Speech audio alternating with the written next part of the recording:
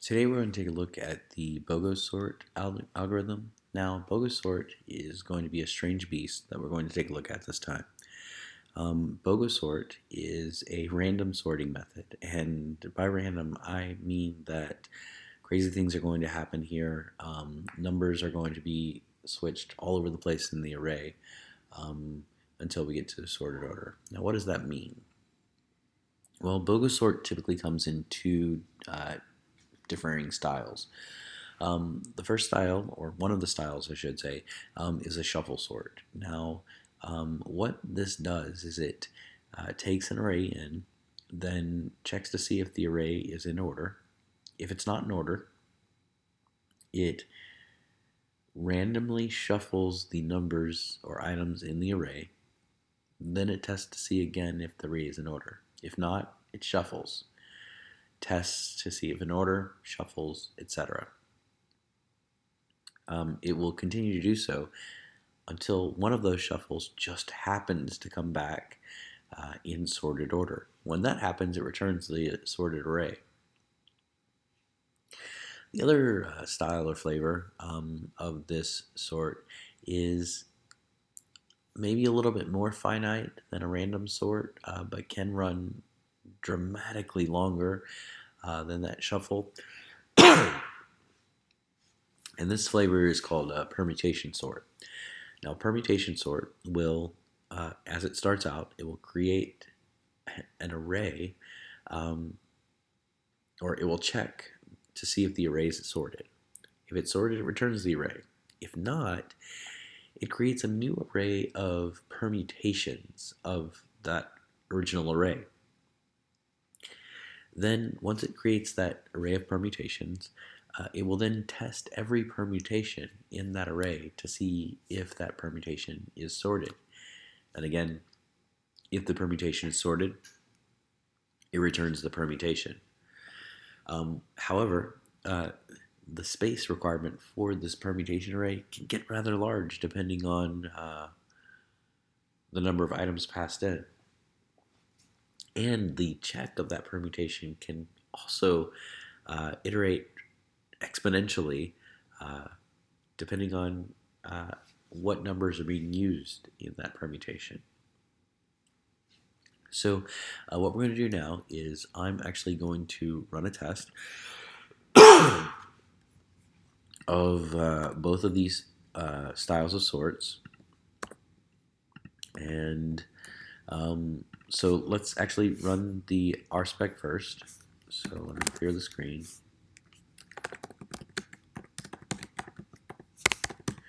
Okay, so we're going to go ahead and run the RSpec, and this is spec Bogo sort spec.rb. Now this is taking a little bit of time, so bear with me. Again, it's just the nature of these sorting methods.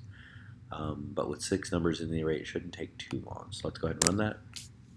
As you can see, it didn't take a super long time, and it returned just fine. Okay, so that's with Bogo sort. As I said, I'm going to write both sorts, or I've written both sorts into this algorithm, both the shuffle sort, which is what I'm going to entitle Bogo sort, and the permutation sort, which I've entitled perm sort. Now, I'm going to comment out perm sort when I turn this in for the challenge, but it's still going to be there, so you're going to be able to see it and potentially use it. You just have to rename it or alter the RSpec or the test so that you can see how permutation sort works with the sorting method. But for the time being, I'm just going to have it commented out, but it's going to be there to be used and tested and played around with if that's what you want to do. Okay, so I do need to make one alteration to this.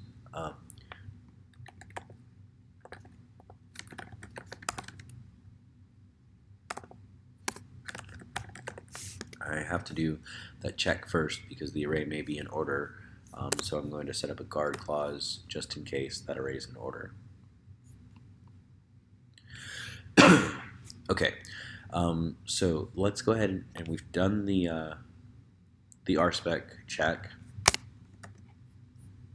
So let's just take a look in candor and see what's happening here with each of these sorts. So I have print methods set up within the sort so we can actually see the iterations of the prints as it's running through. And the first one we're going to take a look at is Bogo sort. So again, just as I typically do, I'm going to set up a random array, and this is I'm only going to set it up for 6 this time.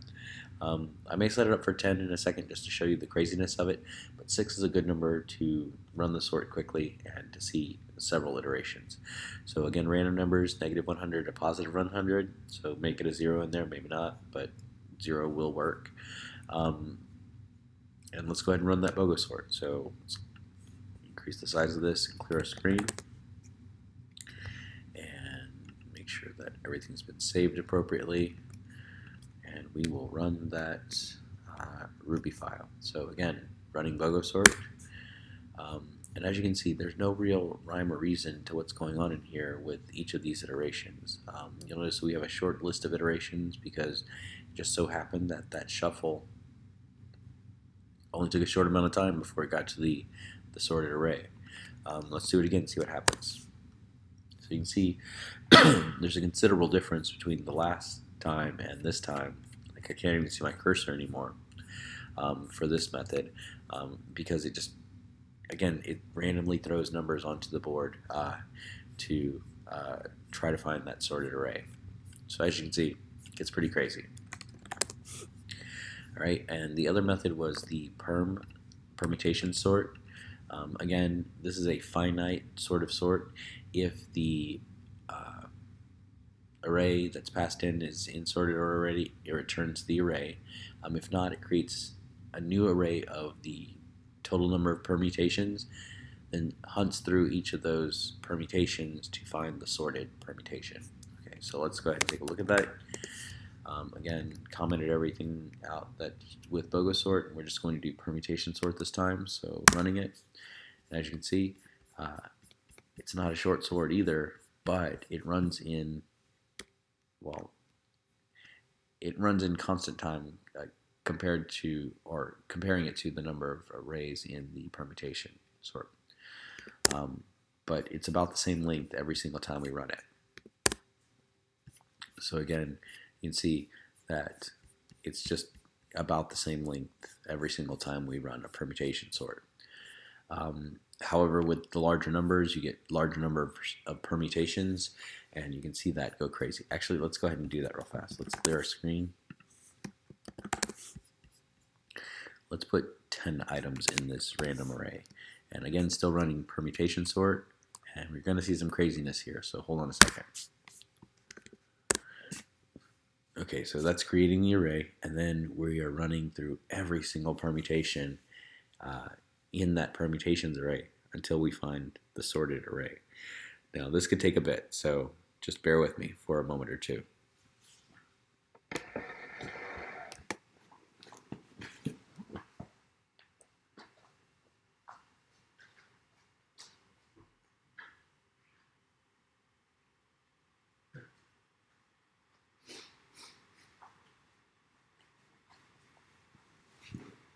Okay, so it's still running, and it's going to run until it gets to that permutation.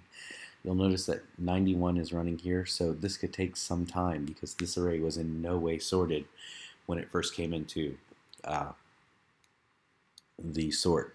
So I'm going to go ahead and stop this real fast.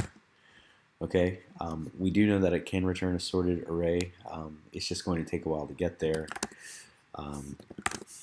But let's do that same thing with Bogo sort and see what happens. Now, Bogo sort may run just as long, but it may return something really, really quickly. It all depends on what it randomly throws in there. So let's take a look. And again, you can see there's no rhyme or reason to these shuffles.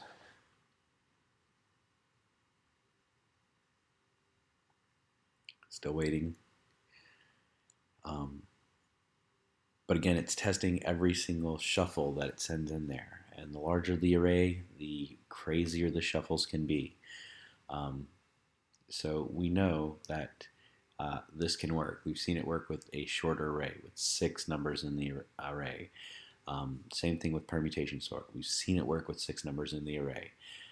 The problem with larger arrays is as they get larger, with permutation array, the number of permutations in that permutations array um, increases dramatically. Um, doesn't really affect the Bogo sort so much. I mean, we have lots and lots and lots of potential uh, shuffled possibilities in here. But with a Bogo sort, with the shuffle array Bogo sort, you could, in the second shuffle, throw everything in sorted order. So, telling us whether or not this Bogo sort is working with 10 digits could take 30 seconds. It could take 30 years to get through. We're going to stop this. We're not going to wait that long. But we can run it again with, let's go with 5 digits this time.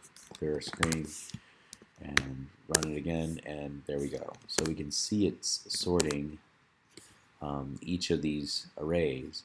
It's just with 10 digits, with 20 digits. It could literally take forever. Again, perm sort with 5 digits. There you go. It's that quick. So again, we see these things happen. We know they work. Again, just with these random array sorts, you're going to get exponential or factorial even potential sorts or tests for these sorts. Again, if there are any questions or comments, please feel free to post them on Topcoder. Again, let's run that RSpec one more time just to show you that it works. So here we go. RSpec, 7 tests, 0 failures, and we know it works. And again, there's those 6 digits being passed in. All right, I'll see you guys again soon. Thank you.